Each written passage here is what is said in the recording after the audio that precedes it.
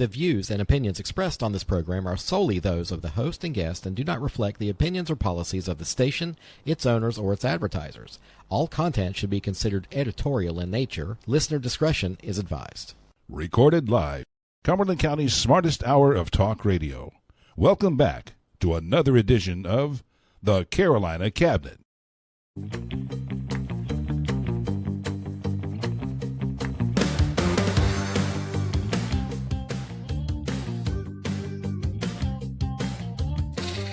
Well, everybody, good evening and welcome to the Carolina Cabinet. I'm your host, Peter Pappas, in studio with Mrs. Laura Musler. Hello, hello. And joining us, special guest running for U.S. Senate, North Carolina, Michele Morrow.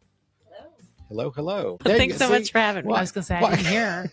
So listen, we're proud to be the only you've homegrown. only been doing this for about 200 episodes, right? Almost. But, we are the only homegrown conservative talk radio show in the region. And believe it or not, without our errors, we are the smartest hour of radio. And our job is to give a voice to the conservatives of Fayetteville, Cumberland County, and beyond. And with that, we're going to jump right in. I think, Laura, what you been up to the last week or so? I don't know that I've really done anything. Got some charges dismissed today. You did? I sure did. Yep. You criminal. Yes. Well, actually, no, they were dismissed. I'm not a criminal now. Okay. I actually, I guess they have add-on court where you, if you're not on the agenda or whatever, you go and you can get added on to the agenda. So me and my co-conspirator went up there and we each got dismissed the case against one another. So Excellent. It's gone. Excellent. Yeah. So you are out of the hot legal water. Yeah, now I can talk all the crap I want. No, not really. Yeah, absolutely. That's what I'm talking about. I don't see any other reason to get the charges dropped. Right. So what else went on last week? You had a pretty good meeting. Oh, yeah. What meeting? Fayetteville. The Fayetteville Republican Women's Club. Oh yeah, I sure did. I was told that I had a good meeting. You had a good meeting. So the first meeting I was told was one of the best meetings they'd ever attended. Somebody that's been around for like 80 years. And then you know what? The second meeting I got a lot of compliments too. So it's no longer a fluke that I can run a good meeting. I can actually run a good meeting. Are people looking for your demise so far? Yes. There's certain there people. were certain people that were like, wings. Yes, they were. Yeah. Welcome to the GOP of today. I know. It's wonderful. Where women, if you're not Republican enough, or if you're a woman, they bash you. Right. And it's other women bashing women. I'm all about, I don't care if I like you or not. I want women to succeed. I boost other women up. I want them successful. I want to do whatever I can to help them succeed. So I'm just the opposite. I'm like a boy girl, but not like trans boy girl. Yeah, boys, whatever. All right, yeah. Well, my week was pretty much never ending deluge of bills. It just seems like first of the month brings that on, and just keeping head above water. Yeah. We did the show finally. We're about to surprise all of our listeners because they're about to have like 6 or 7 episodes released all of a sudden, due to that little tech glitch we had. So I've got a lot of work to do in the next 48 hours to get all this out. But like you don't have anything else going on? No. Well, did anybody watch Super Bowl yesterday? I was in the room while it was on the TV. And when the commercials came on, I stopped to watch. Okay. And then the halftime show, of course, I tuned out. Sure. Well, so Super Bowl 60, they said it brought 135 million viewers across the country. Wow. That's is it just across our country or is it across the world? Because it's now televised around the world. I don't know. Maybe. Did it let's beat just the assume Olympics? It's the U.S. Yeah, but usually they have about 120, so they think it was heavier viewed than usual. But Turning Point USA, they had their alternative halftime event called the All American Halftime Show. Did anybody watch that? I did watch that. You did? Did you miss that? I did. What were you doing? Campaigning or something? Like what? I was actually getting caught up on laundry because I've been campaigning constantly. Wait a minute. You're a mom too, right? I am. Oh, yeah. Okay. We'll get back to you on that. Okay. So now they're bashing. Now, I will say the sources I pulled today was like People magazine, and they're pretty anti-Turning Point. From just the feeling I get, they're saying only 5 to 6 million people viewed on YouTube. That's just YouTube. Just YouTube. But they're estimating a low estimate of over 25 million people.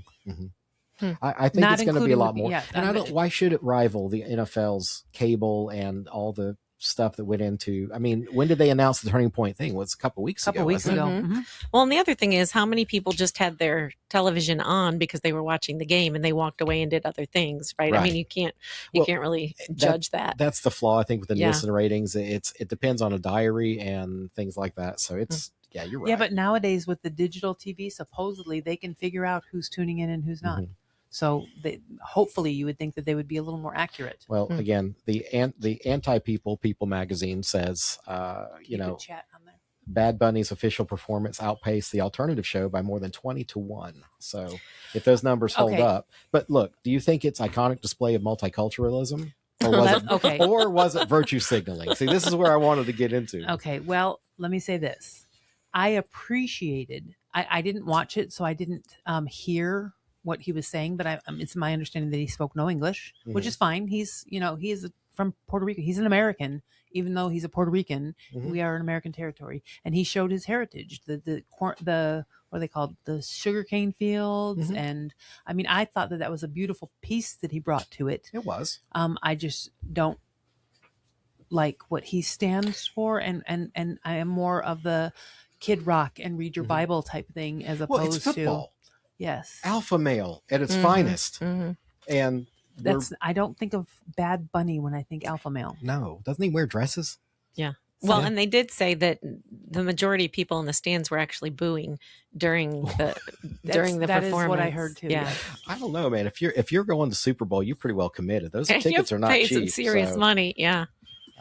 Well, I think my problem with it, it's a political agenda thing. They're not entertaining. They're trying to brainwash you into thinking this is normal behavior. As far as a guy that wears dresses up there singing at the most alpha male competition ever. Can we just be entertained? Do we have to be preached to 24/7? Did they have to do the indoctrination? At the same time, I can appreciate that he brought his heritage. As a Hispanic female, I can appreciate the fact that he brought his heritage and opened the door and the information to people that may not have seen the sugarcane fields and the ice trucks and all of that stuff. Because I only saw still pictures, so I don't know what, like I said, what was said. But according to some people that do speak Spanish, he wasn't saying very beautiful things. Well, okay, so according to, again, the left-leaning People magazine, Bad Bunny's onstage message emphasizes joy and unity rather than overt politics, wrapping with a multilingual nod and celebration of heritage. Okay. Fair assessment? I don't know what he said, so I couldn't tell you. I know that. Well, I think that's a problem. I think it is. Football is only football in the United States of America, and our language is English. And I mean, I appreciate other people's quote culture, but we have an American culture. Wait a minute.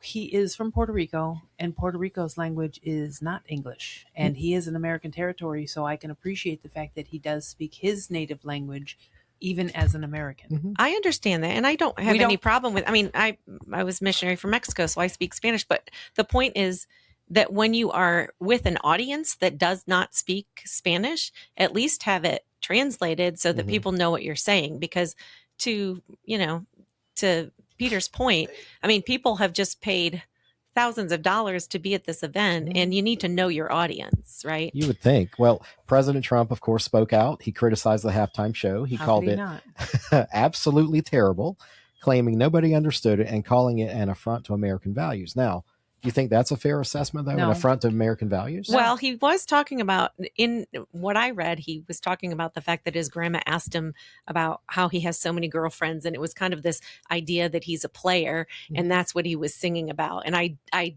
do agree that that's not an American value that we want to be mother, promoting. father, apple pie. Right. Yeah. Okay. All right. Well, of course, like I said, Trump had to weigh in. So wouldn't be Trump without him weighing in. It would not. Let's see. What else did I come up with on this thing? So I don't know. Millions tuned in. I did not even watch. I think I was watching some. I watched In the Heat of the Night. I told you that. Oh, yeah. You told me you're going to burn that for me. Yeah. The actual 1967 movie. Oh, really? With Sidney Poitier and all. And, They Call Me Mr. Tibbs. Yep.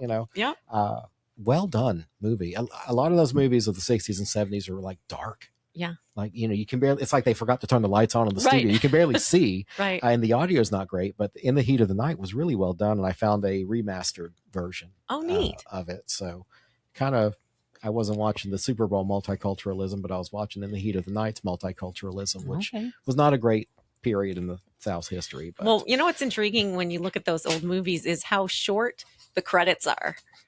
Right? I mean, now you go to a movie and it's like 10 minutes of credits, and you're like, how did they produce these movies with so few people? Well, I think it's kind of indicative of where we've gone with our government as well, right? They actually had stars that they used. Right. And now it's like any and everybody has their 15 minutes of fame. But our government has definitely grown quite a bit since the 1966 release of In the Heat of the Night. So, all right. Well, Ms. Morrow. Yes, I'm going to call you Ms. Morrow. Okay. So, oh yeah, you're in trouble. So, using my middle name, that's a good sign. No, that's not a good sign usually. No, I said you're not using my middle name. That's good. a good sign. I'm glad that means the same thing in your household and mine. Yeah. So, introduce yourself. Wait a minute. What is your middle name? Mine? We're not talking about that. Oh, okay. Off air. Off air? Yeah. Peter Off-Air Pappas. Peter Off-Air Pappas. There you go. You got it. Okay. I'll have to remember that when I'm mad at you. Ms. Morrow, tell us. All right. So let's just start with the easy stuff. Name, rank, and serial number. Like, who are you and what are you trying to do? And let's just keep it light. Okay. I am Michele Morrow. I'm running for U.S. Senate here in North Carolina. I am trying to retire Roy Cooper and save North Carolina, and in the process also show the rest of the states how it's done. Okay. So you previously ran for state school superintendent. Yes, sir. Okay. And that's when I met you, I think the first time at the Resource Center here. Laura and I were talking about the show, and you did remark that one thing we like about Ms. Morrow is she shows up. You've been present. So you got 100 counties in North Carolina, and somehow everybody, you said they overlook. Okay, so Fayetteville, North Carolina, Cumberland County Say it is better. not North Carolina. North Kakalaki, is that what it is? Something like that. Kakalaki. Is blue, and it's a little far out of the way of the normal city, and a lot of people just overlook us or don't show up or don't even respond. Actually, the Republican candidates. Are we talking about the actual GOP itself? Yeah, that would be it too. But I'm not calling out anybody. Hello, they don't pay my bills. But anyway, a lot of people or the higher ranking people don't really show up here. Dave Bullock is one that shows up all the time. But other than that, we don't really see a whole lot of people come down here. And Michele Morrow was invited down here, and every time she was invited, she showed up. And that's half the battle right there. Well, and not to make your head explode, but last Tuesday at the Republican Women's Club meeting, I feel like we heard from you, we heard from candidate Don Brown, and several others, and one of whom has been kicked out, disqualified. Dupree. Yeah, the first one on the one that insulted me at my meeting. I said, "See, don't ever insult me again." What is it? See, and this kills me. We're supposed to be Republicans and good at stuff like finances and at least knowing where the hell we live. We're not. I mean, is she a Democrat maybe in sheep's clothing? I don't really know. Where did this person come from? She ran for office in different states. Okay. Like the last election, she ran in a different state for something else. She's hobo political. She just political.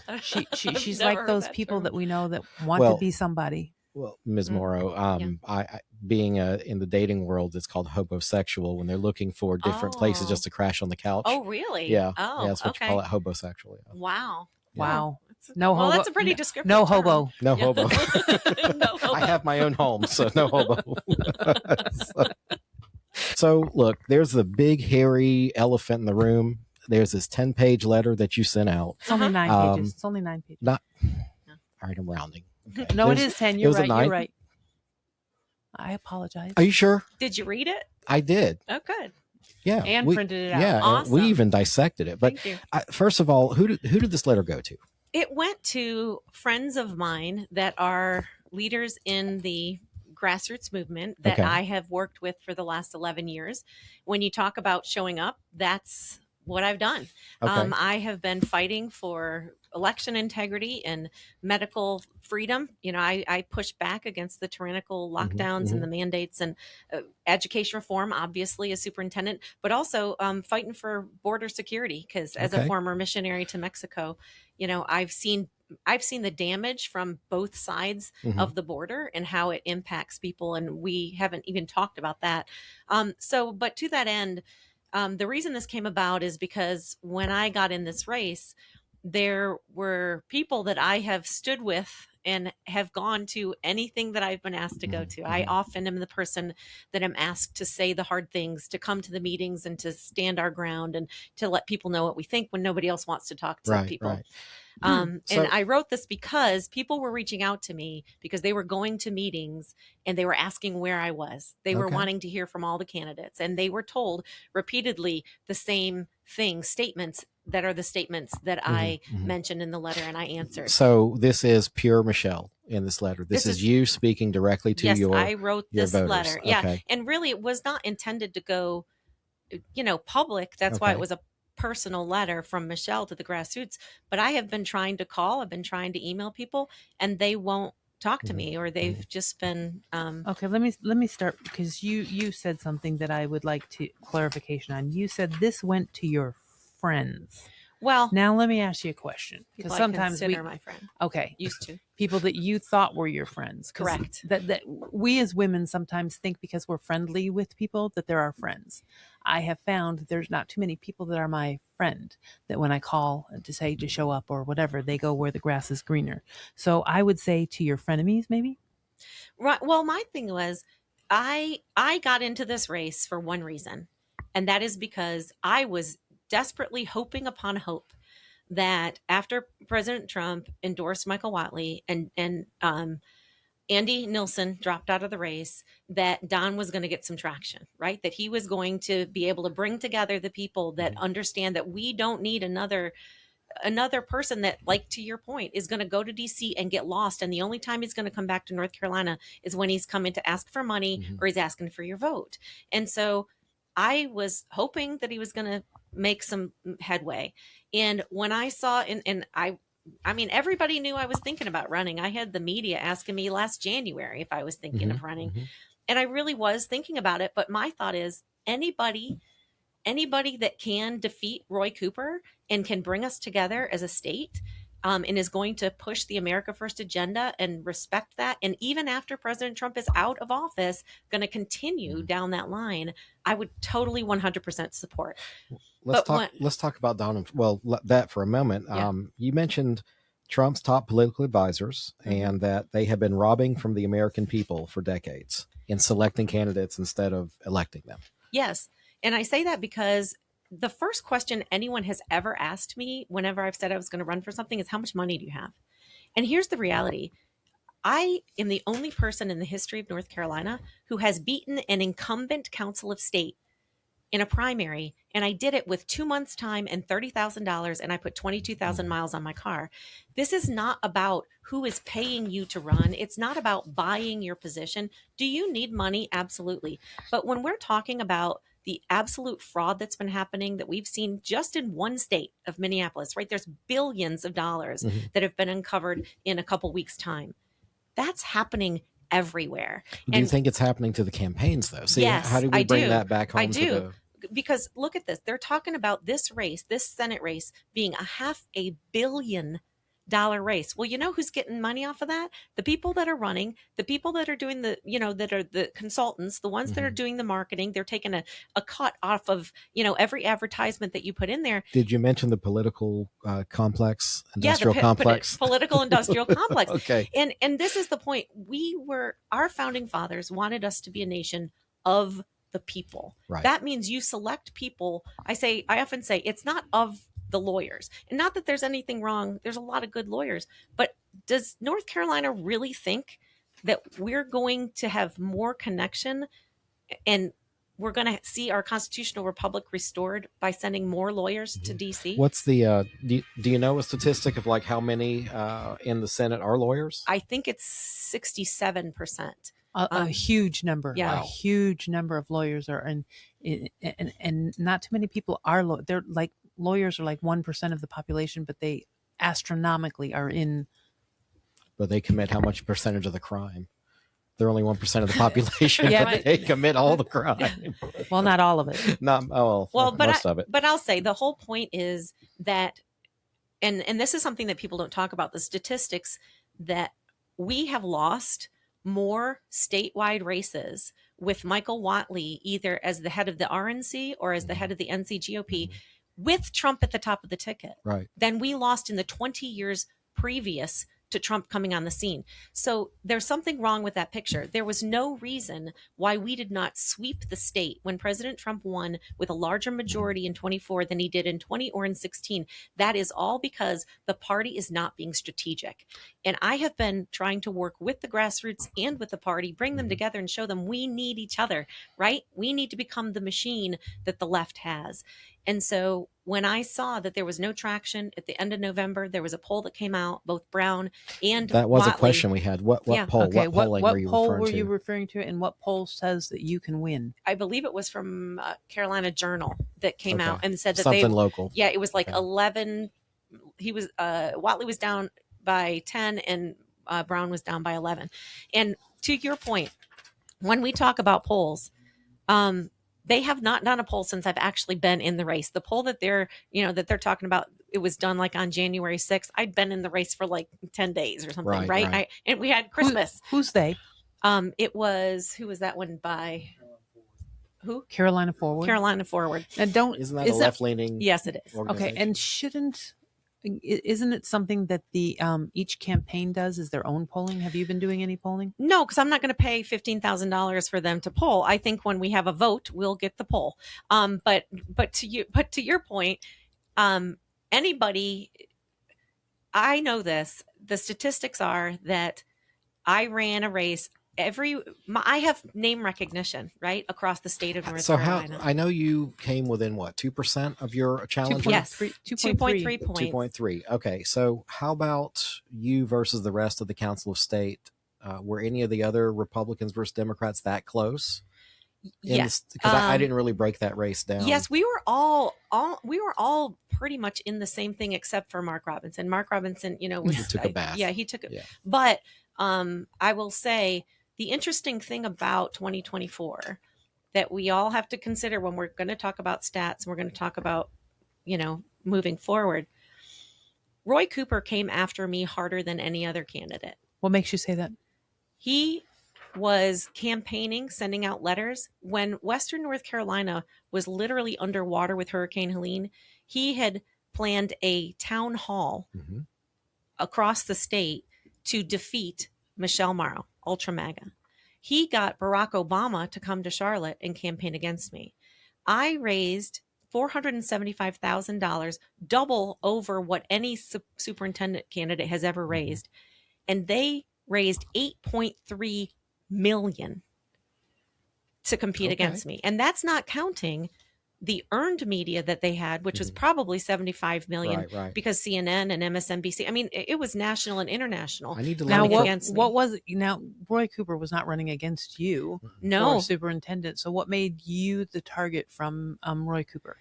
Roy Cooper, because I was going after the school system, which is the way that they are indoctrinating our children and destroying the United States of America, because they're poisoning kids against themselves and against this country. And I was calling it out. The other thing that's very interesting is Roy Cooper hasn't been a big fan of mine for quite some time. In the 2020 election, I came out and I don't know if you remember Kirk Cameron. He was Growing Pains. Yes, guy. Growing Pains. Yeah. So he was trying to get Christians out to vote because we recognized there was like 25 million Christians claimed to be Christian that hadn't even registered to vote. So he did something called Vote Your Values, and he was asking everyone to kind of host something, to get out the vote and to encourage people. So I participated in that in downtown Raleigh, and we'd gotten a permit and all this kind of stuff. And it was the Sunday before Election Day, and so we're out there and we have a permit and we're praying and singing songs. We've got our flags, we've got our Trump flags, our American flags and everything else. And all of a sudden a Capitol police officer comes up to us and says, you guys need to leave. And we said, well, we're, we have a permit. Like, this is where you told us to stand. And I said, is everything okay? Is there something dangerous? No. And I jokingly said to the girl I was with, I said, I bet, we're making Cooper's ears burn, right? Because we're so close to the governor's mansion. Well, lo and behold, we have to go down and stand on the sidewalk. Well, some are cheering, but most are, screaming nasty comments. Well, we didn't know until election night that one of those people that was screaming nasty obscenities and giving us the finger was Roy Cooper's wife, Kristen. Oh, nice. I remember that. Yeah. And so Merry Christmas to you. Yeah, exactly. And so, so this is the thing. People don't like to have a light shown on their corruption. Right. And I was at Reopen campaign in downtown Raleigh every single week for 2 months. And I was giving speeches about how to help yourself, with your health as a nurse. I was talking about why masks are dangerous. We were begging them to open up our communities and our schools and, our businesses so that people weren't suffering. And Roy doesn't know what to do with me.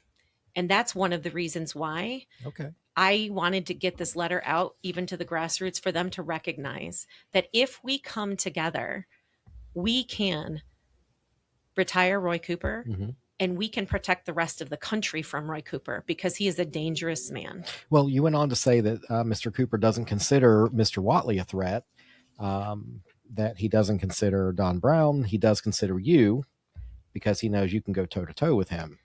Yes. And actually, this is interesting because Don knew that I was thinking of running from the day he announced, because he's been running for a long time, a while. Well, he's been running now for a year. Okay. But the reason why you get into a race a year and a half before it is because you need name recognition. I don't need name recognition. I already had earned it, right? From actually doing grassroots and actually fighting for the families and for our future and our freedom.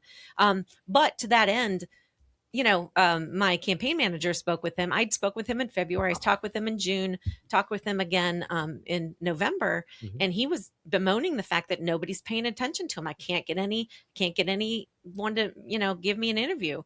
And when I filed, within an hour, Roy Cooper made mention of me, and the DNC of North Carolina made mention of me. And I had 25 news outlets wanting to know, why I was running and what they wanted to do. So that's some 50 Cent level of getting people to hate you. Like, yeah, you really have pioneered to make that many people that angry at you to raise 20 times your money. Yeah. I love it. Right. I like it. So you had also said that you've proven your ability to motivate conservatives to the polls. You can inspire the 3.8 million Trump voters to come out in November. Is that enough to win? Oh yeah, absolutely. I mean, in a midterm, I mean, if you have 2.5 million, you're going to take this. And like I said, I got more votes in 24 than Tom Tillis received to win this seat in 2020. Can you quantify that? Like how many votes are we talking? I got an extra I know they're both 100, statewide about races. 120,000 more than he got. But remember, he was running in a presidential race. Right. That was 2020, right? Now I was running in a presidential also, but remember, I was 5th tier down ballot. He was 2nd on the ballot, right? You go president and then you go senator. How many total votes are you talking though? Is it 10? Is it 3 million? Like how many are we talking? Like total or what you need to get to win? Like total that you won. Total, I got over 2.7 million. Okay, so we're around 2 or 3 million is the total. Yeah. Okay, yeah. So I'm saying in a mid that was a presidential race. So in a midterm, any candidate that gets 2.5, you're probably going to have a really solid victory. Okay. So now that your friends are upset with you, let's fast forward. It's now March 6th, and you've won the primary. Awesome. How do you bring those people back around to you? Do you think they come back around to you? Are you fooled by them when they come bearing gifts? Whoa. Those are Greek people. Be nice. The Trojan horse thing you're talking about. Okay. Saying, I bring gifts. I don't expect nothing. Because let's pretend that for a moment that she wins. Okay. All right. And so now all of these people that were angry and posting, because this is what I hear. That's what you do in the primary. You would thank people. No, you don't. But well, here's, if you look at the end of my letter, I absolutely say, listen, I forgive, I move on. This is not about me. This is about we. This is about we, the people of North Carolina, taking back our state and ensuring that Roy Cooper is never sent to Washington, D.C. This is about securing 2 more years of President Trump to be able to finish what he started. This is about leaving our state and our nation better for our children and grandchildren than we found it, because we are at a crossroads. And when we look at what's happening to our neighbors to the north in Virginia, they have been taken over by this radical agenda. And that's what they're planning. Like, the Democrats are so excited. They saw what they were able to do in 24, and they actually stated after our election in 24 that they were going to use that same, plan to take over all the swing states in this midterm. But we are the majority. But you need to get out there, and we need to find the things that we agree upon. That's why I said, if we get out there and we're excited and we're talking about we have the chance to bring back the glory of America, I think people are going to come out. I think informing people of the value proposition of a Republican. So one thing, let's go back to last Tuesday when you spoke. There were other candidates, normally really the more local down ballot people. But one thing I observed, and this didn't come from you, but it was vote for me because I'm a Republican, or do you want a Democrat in that seat? There was no value of a conservative Republican mess. See, that's, you have communicated that much more, but I think that's to bring people together. We have to remember that, look, we all want conservative values. We want some kind of, I don't know, faith-based conservative government. We want a smaller government. Name your topic du jour, the Republican Party. I mean, I think we can agree on that. Well, and I think, not just because you're a Republican, we got to vote for you. Right. And I think it goes beyond that, because I think it's time. We have allowed ourselves to be so divided that we don't see how much we actually have in common. And everybody across the board, I don't care the color of your skin, I don't care how much money you make, and I don't care how you vote. You want a safe community.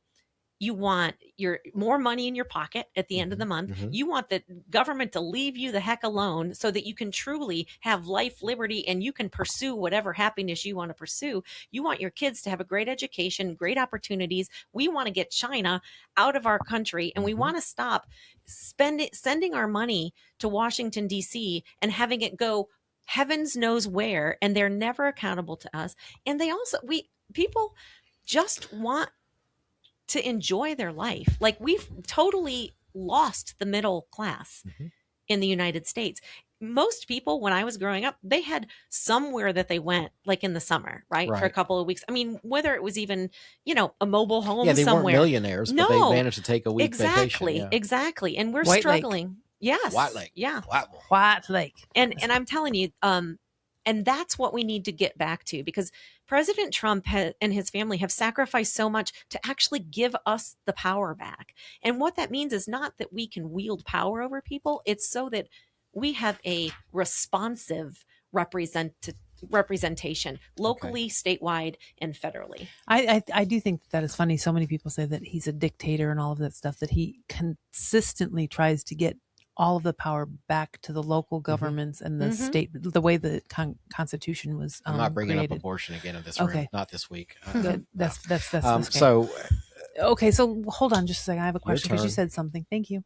So you talk about going and our money going who knows where. And I can appreciate all of these quote unquote hearings that they're having. Oh, yay, we have hearings. What I would like to see is people going to prison. Thank you. That's the plan. Hi, Mario. I agree. That's what I would like to see. All of this is our money that we've paid in, and these people have stolen it. Well, I have this question for you. How is it that we can manage to remove the most tyrannical leader in all of South American continent in 6.5 minutes, and we don't have anybody behind bars for the coup that happened in 2020? How about the lockdowns and all of the, medical malpractice and the crimes against humanity that happened during COVID, right? What is happening? How is it that Ilhan Omar is still showing up to Congress every day? We've known for 3 years that she broke immigration laws, that she lied about being married to her brother so that she could get in here. Not only is she a citizen here, but how much is she worth now after being in Congress? It's insane. I mean, we've seen the pictures of them sending like suitcases full of cash back to Somalia. It's amazing when you hear fight the oligarchy, yet the oligarchy are the people they keep sending back. That's right. Bernie Sanders, Ilhan Omar, all the squad. I mean, how did these folks gain a net worth like they did on what, 180,000, 140,000 a year salary? Yeah, it's 178. And I tell people, I was like, if you have to have a place in DC and a place in the state where you live, that's not a lot of money in today's economy. No. So you shouldn't be coming out a multimillionaire. That's a smart investing. Now, there is an app, I have spoken about it before, yes. That will track like Nancy Pelosi's trades and things like that. So it'll let you simultaneously trade like the big boys do. Yeah. So okay. Maybe there's some merit to that. Now, ahead, somebody made this comment that he's going to be gone in 2 more years. Just be patient. I said that. Okay. Well, this was an alarming part of your Michelle, I adore you. I'm going to say that up front. This was alarming to me, though. In addition, unless President Trump gets a 3rd term, what the heck are you talking about, girl? I was joking. I was totally tongue in cheek. But I will say this: I feel like President Trump is actually in his 3rd term. He just didn't get to, experience a second term. He was definitely the top of the news cycle, even when he wasn't in office. Okay. Right. I'm just saying she scared me for a minute. I'm like, are we talking about changing the Constitution? No. And my point was tongue in cheek, saying whoever we put in here. Mm-hmm. This is a 6-year term. So it can't just be somebody that's just going to be the yes man to President Trump. It needs to be somebody who is driven and has has the best intentions for America and to return to constitutionality and law and order and justice and all these other things. And I'm the only one, honestly.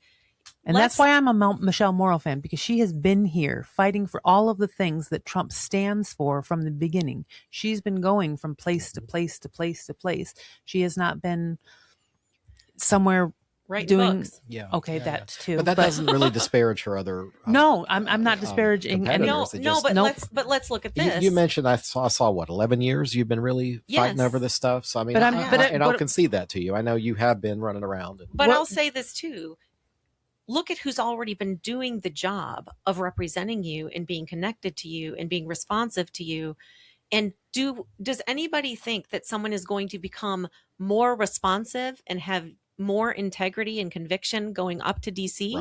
Right? That typically doesn't happen. So let's look at the person who's actually already, I have stood on the front lines. I have received the slings and the arrows. I have been hated. I've gotten the death threats. I've taken it all. Mm-hmm. And I'm going to be up there. And I promise to everyone that when I am your senator, I will make every decision based on what is best for America, what is best for Americans, and what is right.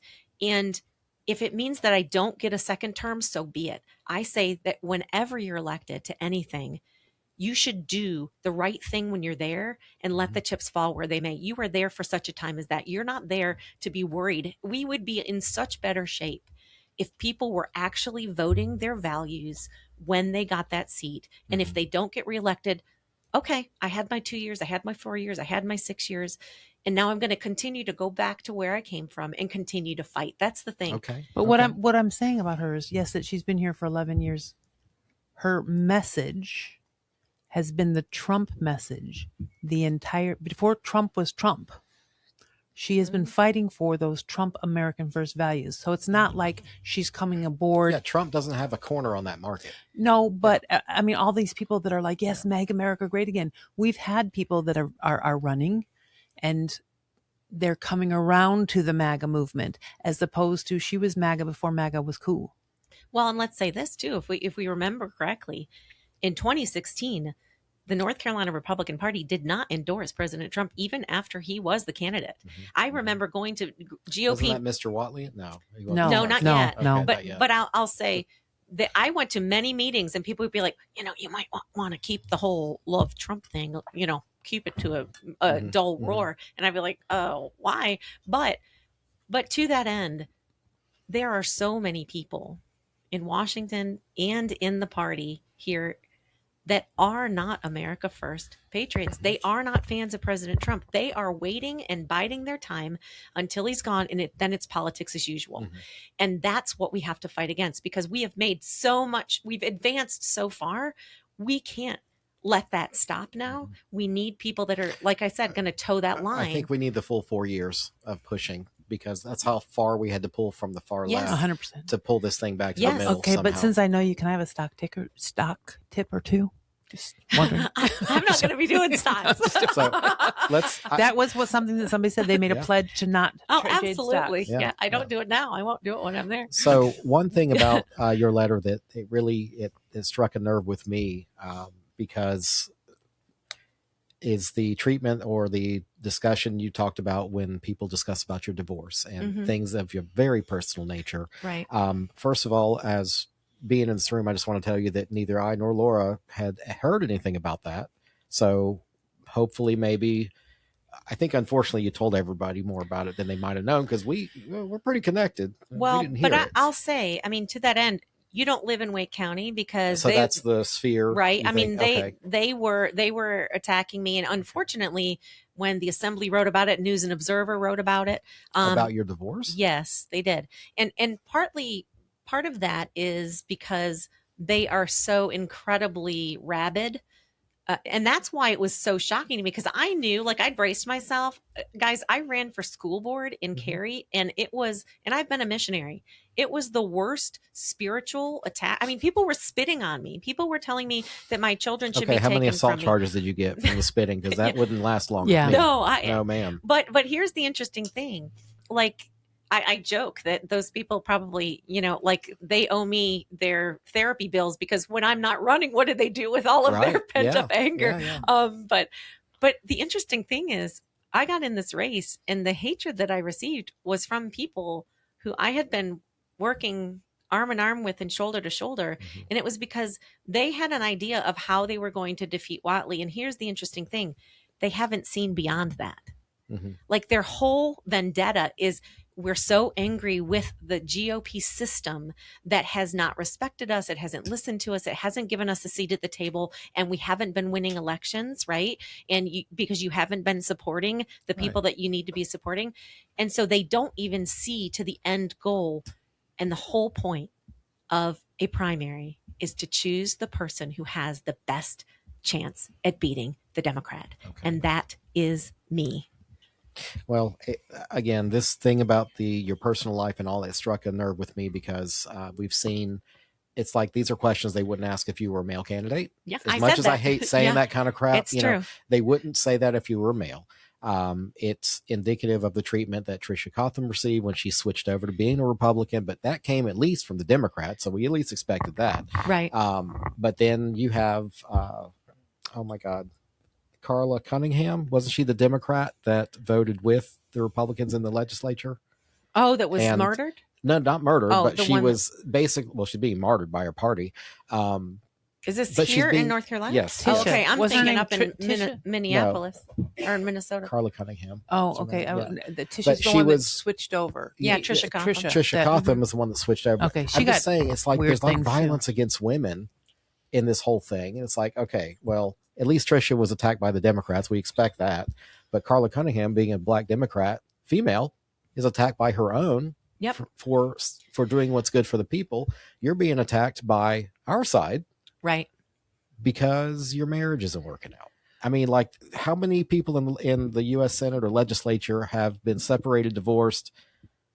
I mean, well, and that's what I said. I said, "Oh, I'm sorry. Does that disqualify you? It seems like we're going to have a lot of empty seats mm-hmm. up there, right?" And to that end, I am not.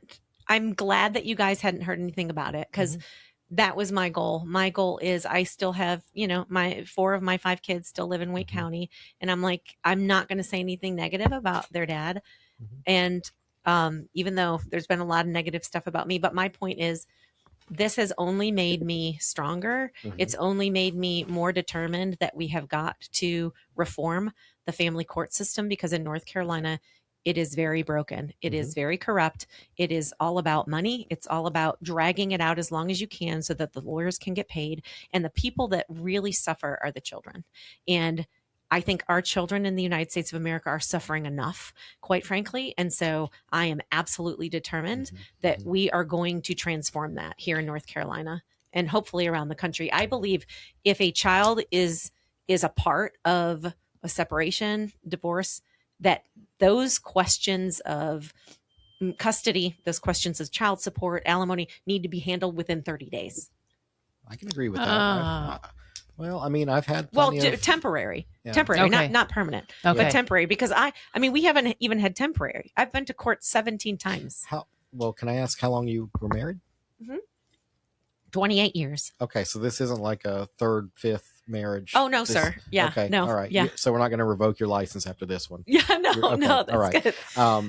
Yeah. So long-term marriage, things don't work out, and you still have your child. So, I mean, that bodes well for you. You still have your child. Well, yes. The court system didn't rip your child away from you. Right. And the interesting thing about all of this is, well, I'll just leave it at that. Yes. And I have devoted my life. I don't know if your listeners know, but I homeschooled my kids for 16 years.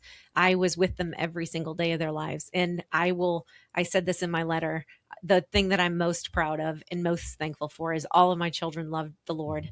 They love this country. I would put them up against anyone else in terms of being people of high character and high standard and hard workers. And they're just incredible people. I see you glowing a little bit talking about your children. So Yeah. what ages are your children?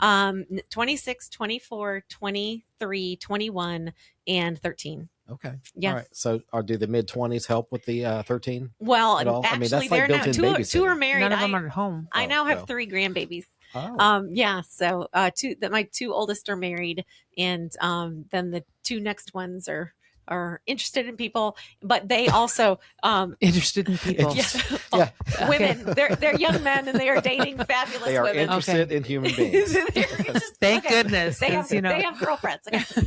But anyway, with that said, yes. And the other thing is I'm surrounded by friends and family. My parents live just a couple miles away. Okay. I'm not trying to make sure you're a good mom and there's the kids taken care of. I just, to me, I'm thinking, look, older siblings, that's kind of their job. You gotta help out the little one. Yeah. That's it. And I have to say, at very least, just to corrupt the little one. No, they've been wonderful. And I have to say, it was really cool because I got to see my oldest daughter was 13 when my son was born. Right. And they all went through teenagerhood, but they all had to take care of their younger brother. And I think it really formed who they were. And I got to see a little bit of how they would be as parents, and I think it was really helpful because you tend to be so, self-focused, and they were forced to not be. So did that make them wait to have children until at least mid-20s? No. Okay. No. My kids got married young and started having babies. Okay. So there was one part, and I'm sorry, you just kind of wrote what we're going to talk about because we're just going through this damn letter, but it was a lot of good stuff here. So I couldn't not ask you. There were some people that you mentioned, like you didn't coordinate with grassroots movements. And then you listed a bunch of names. Are these like grassroots people? Well, not all grassroots, because I mentioned, Jason. I think I mentioned Jason Simmons in there. Yeah. The point was, I didn't just wake up one morning and be like, you know what I think I'm going to do? I think I'm going to go back and I can't see the beginning of that message. And jump into a statewide race, the biggest one probably in the country. I think that's what I want to do today because I don't have much going on. I have been thinking about it, praying about it fast. I've done that's everything. The thing. You didn't just come out of the woodwork. I mean, you right. Look, running a statewide campaign, you got to meet great people like me and Laura. Yes. And then, buddy. out of all 100 counties, I mean, certainly you've networked and there's more people that understand you and your sentiments of wanting to serve the public. Right. So I do think it's a little bit Pollyanna if they act like you came out of nowhere. Well, and I think it's also disingenuous when they say that I did not discuss it or work with the grassroots because I had talked with all of them. I thought you were grassroots. The last I checked, thought I was didn't too. Didn't you beat a Republican incumbent? Yes, for your I primary did. first state superintendent? I did. Yeah. And I want to say this. it is incredibly un-American to tell anyone that you can't run for something. Can I say something? Yes. Mario has something to say. Okay. He said every time you say Trump, it automatically shuts down the lines of communication. Oops, somebody's calling me. Okay. Make it about the cause and the purpose, not about a man that doesn't represent the values of what is best for our country. I cannot and will not vote for someone that puts Trump in their message. I voted for a Republican for the first time last election because she, I'm guessing you, left Trump out of her message and represented my values and what I wanted to see in my community. I am an independent and only voted for people that are about the people. Well, I mean, I appreciate you That's a viewer chiming in. Yeah, Mario. I will say this. I mean, the reason why we discuss it is because there's a lot of talk about who President Trump endorsed and whatnot. And I do think that when someone goes up, I know when you go up to Washington and you're working in Congress, you're going to have to deal with the decisions that are being made by the president that's there. So I think that that's a legitimate thing. When I was running for superintendent, President Trump really didn't have anything to do with who I was going to be serving and, in terms of the decisions that were going to be made. But I hope that you'll go to my website and see that I absolutely am fighting for the same things. I'm fighting for election integrity. I'm fighting for border security and law and order and justice. I'm fighting for education reform. I'm doing all the same things that I was wanting to do. And those are the America values. And so I hope that you'll reconsider and recognize that. And I put your website right up, so you can go check you out. Thank you. Mario's a very loyal friend and viewer, and I always value his opinion. He's very active locally here with the homeless population, stuff like that. He's a good guy, thank you. Yeah. So we just don't vote the same way, I guess, Mario. It's okay though. That's okay. Yeah. But I would say this, I do think, and being an independent voter, I do think that you need to look at everybody and decide who is representing your values more. And if you think that Roy Cooper, you want to see him take what he did as governor here in North Carolina and spread it to the rest of our country, and you think that it's okay. We have a short memory, I think. Yeah. When you say that, what does that mean? What did he do? What did he do that you don't agree with, so that we can get some facts here? Okay, facts. He went against the Constitution and used the emergency orders to lock down our state in many places longer than even New York City.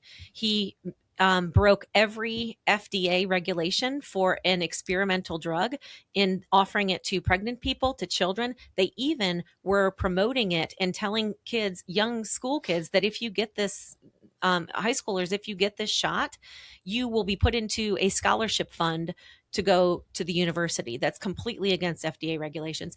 He is the governor that vetoed the Born Alive bill. So if a baby should manage to survive the horrors of an abortion, that bill said that medical professionals have to give that baby medical care and try to save its life. And he vetoed that. He says, no, leave that baby by itself to die.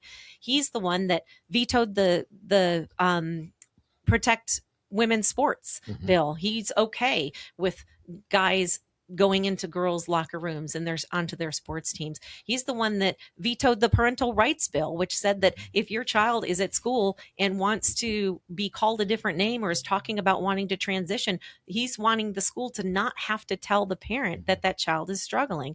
He's the one that refused to work with ICE, and he created sanctuary cities. And now we're looking at potentially, he as governor let people that were convicted of heinous crimes and that they were in life in prison, he let them out. And we're seeing that people are being murdered in front of other people in the middle of the day. Well, it wasn't until we got him out of office that our legislature was able to pass Irina's law, which means repeat offenders are what did we talk about last week before with the sheriff?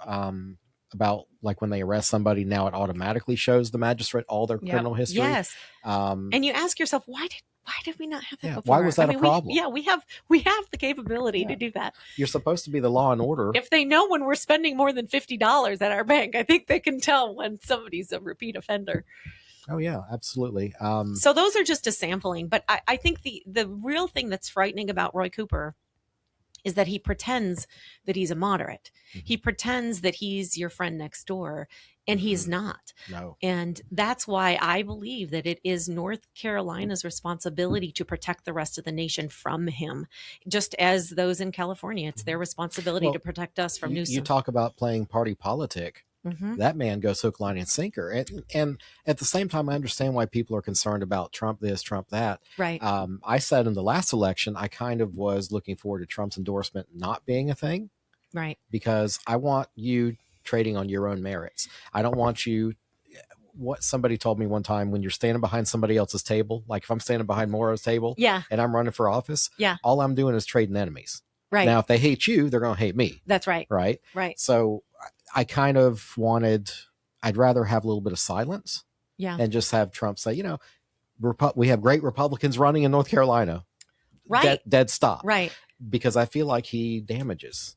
I'm sorry, but and I'll have to say, I just don't think his endorsement holds what it did 4 years ago at all. I think it's more a negative connotation. And I will also say that some people, when they get the endorsement, feel like that they don't have to work as hard and they don't show up. They don't even have the courtesy to return phone calls or invitations and things like that. I think Wednesday we're going to have our shame list. Are we? Of all the people that we invited that didn't even give us a middle finger back. Wow. Well, I would prefer not to get a middle finger, but if I get one, that's up fine in the air, like you don't care, that stuff goes. Is that what you mean? Yeah, absolutely. Let's see what. Okay. Why are you committing political suicide? That was the one. So why? Well, that's what I was told. Towards the end of this thing, it's like you were told you're gonna commit political suicide. They're gonna personally destroy you. What did you do? Like, where on the doll did you touch them to make them so angry at you? Well, and that was confusing. And by the way, that all came from one person. But what's interesting is everyone was using the same exact verbiage that was reaching out to me. And that's why I said, you know what, I've got to write. Exactly. This is orchestrated. And to the point is, I don't care about politics. Like, I'm in this because I want godly governance. I'm in this because, and I could care less, honestly, about the title.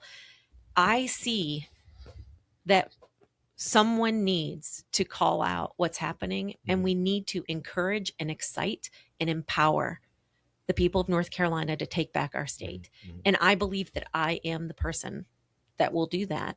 And that's why I'm doing this. If this is the last thing that I ever run for, so be it. Like, this was never my goal. I will continue to fight for we the people, regardless of what my role is. So that threat that, like, well, you're never going to be able to run for anything. And I'm like, this isn't a heck of a lot of fun.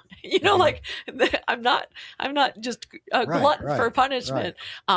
So yeah, I think that, it kind of, I like that you say you don't like the politics, because the politics consists of a lot of backstabbing, rumor mills. God, yes. And I don't care for it either, but that's unfortunately what we have to palate as candidates or people. Well, no, it's who you surround yourself with, because that's what I'm finding, because these people that are to your face, hey, sweetie, and then you hear what they're saying behind your back. No, I don't have to. If they sound as sweet as the sweet tea.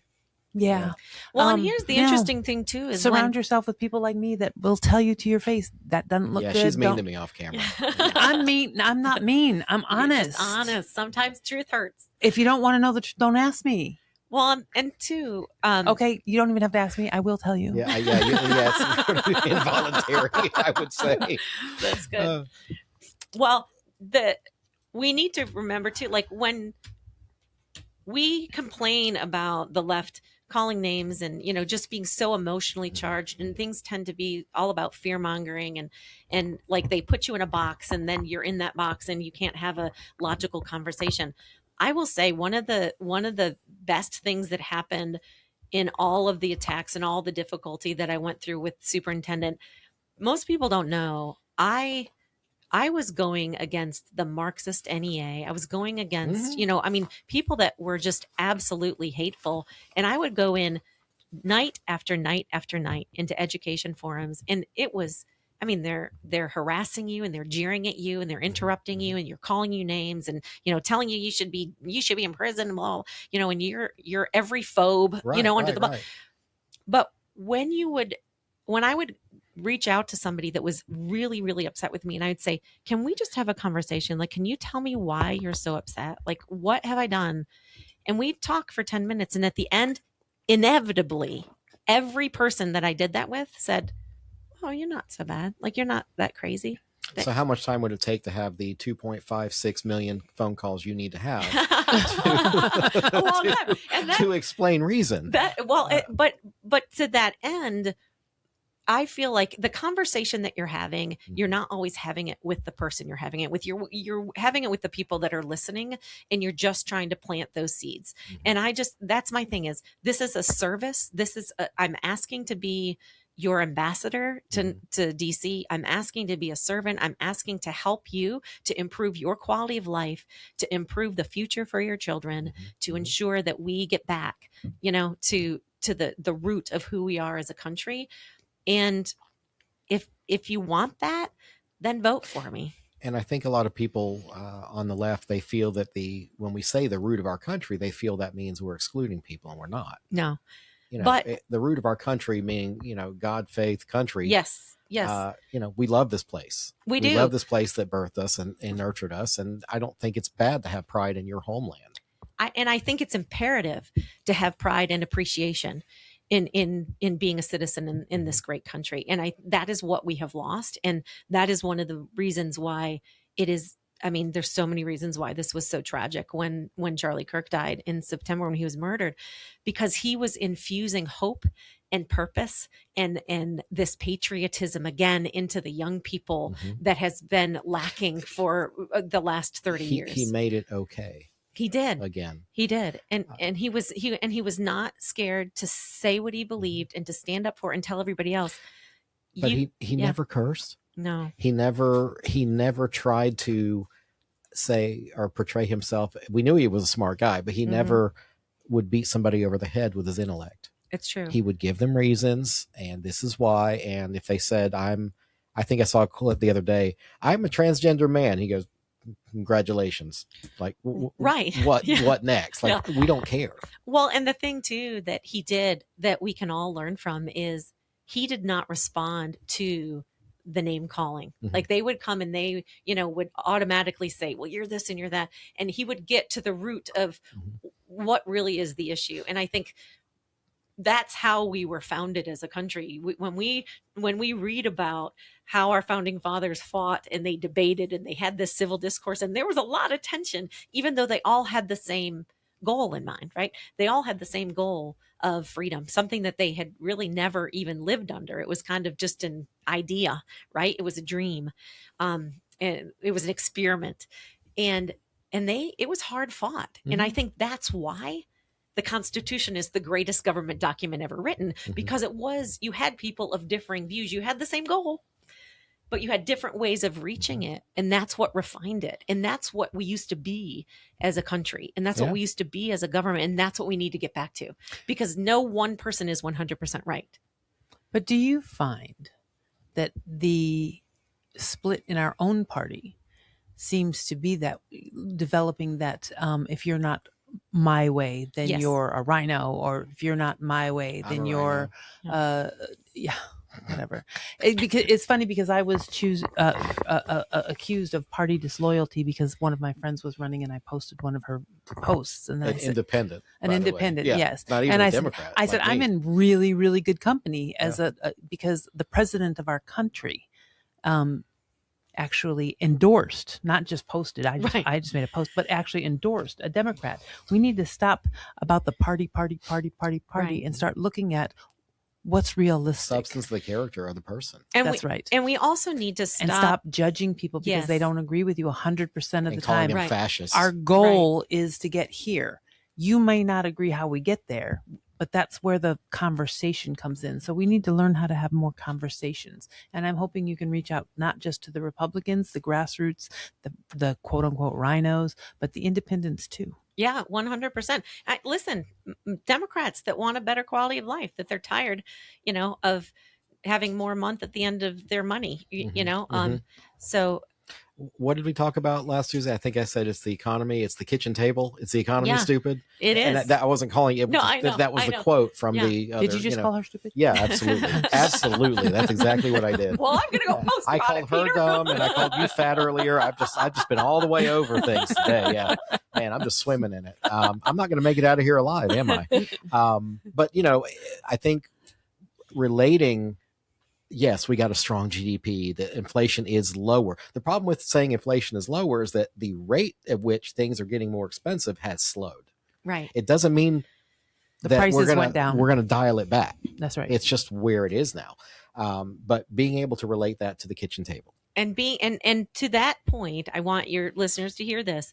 There was a survey done a couple weeks ago by some magazine, and I can't remember which one it was, but they said that among, people are kind of losing faith in the administration, and it's the women, the Gen Z, as well as Hispanic voters. And I thought, okay, I'm a woman. I've got 5 Gen Z children, and I'm a former missionary to Mexico. If I could sit down with them and explain to them how the decisions that are being made in Washington are actually going to help us in the long run, but we have decades of bad policies. We have decades of fraud, waste, and abuse that we have to overcome. You're not going to see that immediately in all of your prices dropping. And if you really want to hold people accountable, go to the organizations and the stores that you are actually going to. They could be lowering their prices because we don't have shipments sitting in the ocean any longer, right? When we're waiting, right. So there is a greed factor here in the stores that aren't giving you the savings that they're actually experiencing, right? It's not all coming from government. This is capitalism. If I'm making more money and my cost of input lowers, why should I change my price? Right. If I can still make the higher price. Yeah. Sorry, am I a capitalist pig? Not bad. Well, halfway right. I was going to say you're halfway right. Yeah, I'm not going to get any taller either. So, whatever. All right. Well, Ms. Morrow, I have put up your website. Laura likes to take it to this point. Yes. Okay. So if I want to give money, it says morrowfornc.com. But I always say at this point, it's not just about the money. Yes, you need lots of money. Campaigns run on money. But some people can't afford money. If you can give your time, give her your time, make phone calls from your own home. Be the grassroots. Be the grassroots. Be the change that you want to see. Volunteer for somebody that you want to get behind. You can't sit behind and say, I wish things would change. I wish things would change, and not do something. So Michele, it's morrowfornc.com if you want to give her money. It's morrowfornc.com if you want to give her time. That's what campaigns run on. And what do you want to say now that we haven't asked you about, or what point do you want to make that we didn't include here in our little podcast? I just want everybody to know that I am in this purely for you, the people of North Carolina, that I believe that you deserve someone up in DC who is going to be connected to you. And I have every intention that every decision that I make when I'm up there is going to be what is best for America, what is best for every American. And it doesn't matter who you are. We have got to improve our quality of life. We've got to stop just giving our money to government and never seeing our quality of life improve. And we need to bring back the American dream. We need to give our young people hope that they can own a home before they're 50 years old, right? That they can have a job and basically stay in the place where they were born and raised, if that's what their choice is, and raise the next generation. It's time for us to return, mainstream America and the middle class to the United States. So I'd be honored if you would vote for me. I promise that I will stay connected. And What's your name and what are you running for? I am Michele Morrow, and I'm running for U.S. Senate. And early voting starts on Thursday, and the election is March 3rd. Oh, Lord, right around the corner. Well, but don't forget, March 3rd is just the primary. Then you got to vote again in November. Come back and vote. You gotta, not like Chicago, vote early, vote often. You got to come back to the separate elections. So, well, to everybody watching, we appreciate you joining us this evening. Here, I want to say thank you to Mrs. Laura Musler for being here, my steady co-host. Thank you. Buddy. And to Ms. Michele Morrow. It's always a pleasure to see you, and good luck to you. And to Sam for driving her down here. And to Sam for driving her down. The sharp-dressed man, as I said earlier. So everybody, please do us a favor this week. Give us a follow, like, share, and you can find us at thecarolinacabinet.com. Have a good evening.